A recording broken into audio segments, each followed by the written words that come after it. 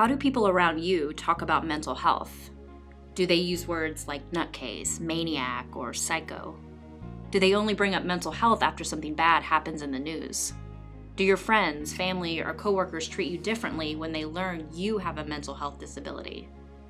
If this sounds familiar, you're not alone. All these negative messages create powerful stigmas against the 20% of Americans who live with mental health disabilities. That's 1 in 5 people. But because of stigma, we rarely talk about how common it is to have a mental health disability. And if you start to believe these negative messages, you might be experiencing internalized depression or what's known as self-stigma. Self-stigma can feel like a wall surrounding you. It might cause you to feel embarrassment or shame. It might become a barrier to forming authentic relationships, and it could lead you to lose out on getting the social support you need.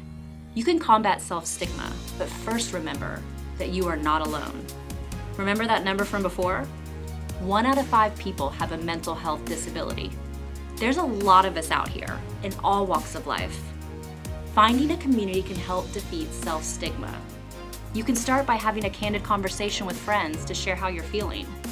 You may choose to connect with a peer-led group, or maybe find an online community. And there is a large and growing community of people with mental health disabilities organizing to fight back against stigma and negative attitudes in society as a whole. Speaking out, writing, advocating, different forms of activism can lead to change and help us find community. For more information in South Dakota, contact Disability Rights South Dakota, DRSD, at 800-658-4782 or 605-224-8294 or drsdlaw.org. Produced by Rooted in Rights.